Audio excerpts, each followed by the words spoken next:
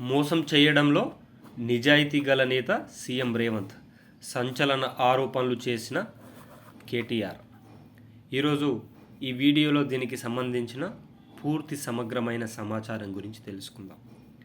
ఎవరైనా మొట్టమొదటిసారిగా ఈ ఛానల్ని చూస్తున్నట్లయితే చూసిన వెంటనే లైక్ చేయండి, షేర్ చేయండి, కామెంట్ చేయండి.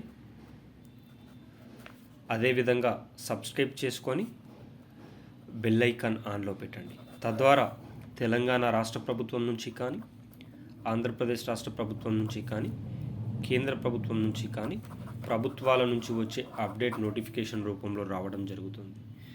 మోసం చేయడంలో నిజాయితీ గల నేత సీఎం రేవంత్ అని కేటీఆర్ సంచలన ఆరోపణలు చేయడం జరిగింది. ఇవ్వని రైతు రుణమాఫీ ఇచ్చామని చెప్తున్నారు, ఇవ్వని రైతు భరోసా ఇచ్చామని చెప్తున్నారు. కేసీఆర్ 10,000 ఇస్తే 15,000 ఇస్తా అని చెప్పి 12,000కు మాట మార్చిన ఘనత సీఎం రేవంత్దని పేర్కొనడం జరిగింది.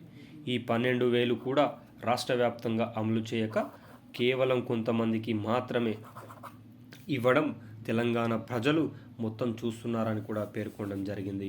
అదేవిధంగా 2,500 రూపాయలకు సంబంధించి ఢిల్లీలో ప్రకటన చేసిన దానికి సంబంధించిన డబ్బులు ఇంకా పంపిణీ చేయట్లేదని తీవ్రంగా ఆరోపించడం అయితే జరిగింది.